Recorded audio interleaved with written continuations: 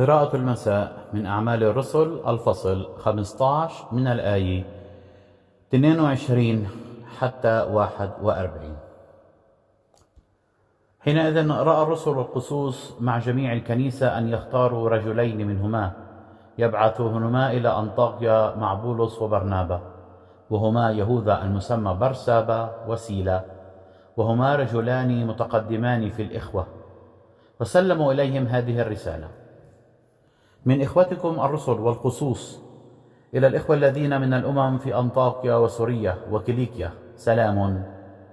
قد سمعنا أن قوما خرجوا منا أثاروا بكلامهم الاضطراب بينكم، وأقلقوا نفوسكم قائلين بأن تختتنوا وتحفظوا الناموس بدون أي توكيل منا. لذلك رأينا نحن المجتمعين بنفس واحدة أن نختار رجلين فنبعثهما إليكم مع حبيبنا برنابا وبولس، اللذين قد كرسا حياتهما لأجل اسم ربنا يسوع المسيح.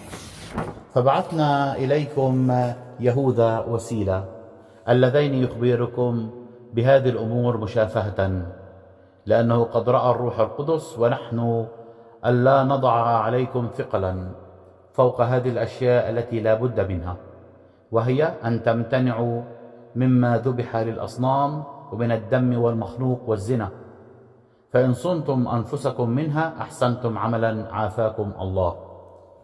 فلما صرفوا أتوا إلى أنطاكيا وجمعوا الجمهور وسلموا إليهم الرسالة، فقرأوها وفرحوا بالعزاء.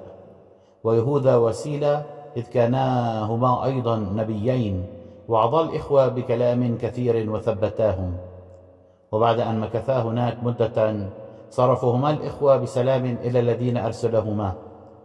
ورأى سيلا أن يلبث هناك، وكان بولس وبرنابا مقيمين بأنطاكيا يعلمان ويبشران مع آخرين كثيرين بكلمة الرب. وبعد أيام قال بولس لبرنابا: لنرجع ونفتقد إخوتنا في كل مدينة بشرنا فيها بكلمة الرب ونطلع على أحوالهم. فارتأى برنابا أن يأخذ معهما يوحنا المسمى مرقس، أما بولس فكان يستحسن أن لا يأخذ معهما الذي كان فارقهما من بنفيليا ولم يذهب معهما للعمل. فوقع بينهما نزاع حتى فارق أحدهما الآخر، فأخذ برنابا مرقس وأبحر إلى قبرص، واختار بولس سيلا، وخرج بعد أن استودعه الإخوة نعمة الرب، فطاف سوريا وكيليكيا يثبت الكنائس. والتسبيح لله دائما.